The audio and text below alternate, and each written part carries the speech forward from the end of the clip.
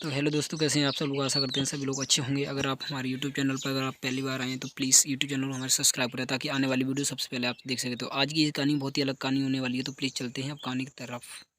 दिल्ली में एक ईमानदार साहूकार रहता था। एक बार दो ठग सेठ के भेष में उसके पास आए और साहूकार से बोले, हम दोनों कुछ जेवरात बेचना चाहते हैं। आपसे निवेदन है कि आप उन्हें बिकवा दें।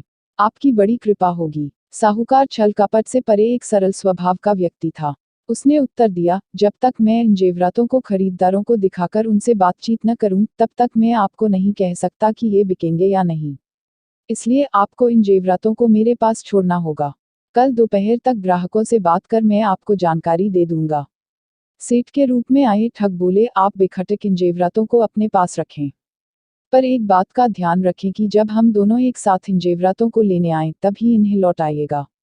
एक के आने पर मत लौटाइएगा। साहूकार ने कहा, ऐसा ही होगा। ठग जेवरात साहूकार के हवाले कर वहां से आगे बढ़ गए।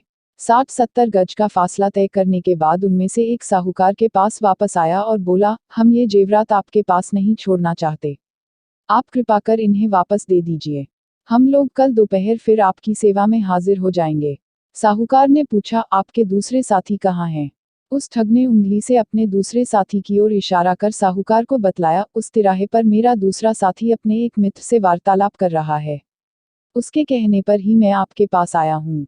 साहूकार ने भी जब दूसरे ठग को तिराहे पर खड़ा देखा तो उसने विश्वास कर पहले ठग को जेवरात वापस कर दिए।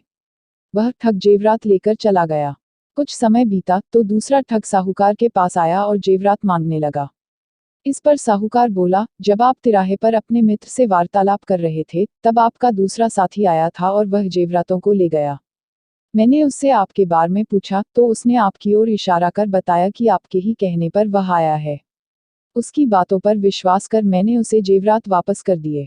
ठग जेवरात लिए बिना वहां से जाने को तैयार न हुआ। वह कहने लगा, जब मैंने आपको पहले ही कहा था कि जब तक हम दोनों साथ न आए तब तक जेवरात वापस न करना, तो फिर आपने ऐसा किया क्यों?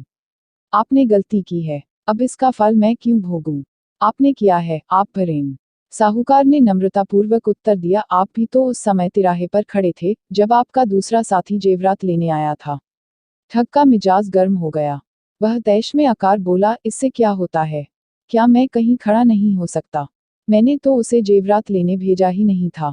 दोनों का वाद विवाद बढ़ता चला गया। ठग किसी तरह से भी बिना जेवरात के मानने को तैयार न था। जब उसे जेवरात वापस मिलने की उम्मीद न रही तो वह साहूकार को धमकी देने लगा कि वह उसे बदनाम कर देगा और जेल की हवा खिलाएगा। साहूकार ने कहा, जो जी में आए वो करो। ठग ने शीघ्र ही जाकर बादशाह अकबर के यहाँ न्याय की दरख्वास्त दे दी। अकबर के इस प्रकरण के निपटारे की जिम्मेदारी बीरबल को सौंपी। बीरबल ने आदेश का पालन करते हुए साहूकार को बुलवाया। साहूकार बीरबल के सामने उपस्थित हुआ और सारी बात उसे बताते हुए बड़े बड़े विश्वसनीय महाजनों की गवाही भी दिलवाई। बीरबल को तब यकीन हो गया कि ठग का दावा झूठा है। वह ठग से बोला, जब यह बात तय हुई थी कि तुम और तुम्हारा साथी एक साथ जेवरात लेने आओगे तभी साहूकार तुम्हें जेवरात वापस देगा। फिर तुम अकेले क्यों आए हो? तुम्हारा दूसरा साथी कहाँ है?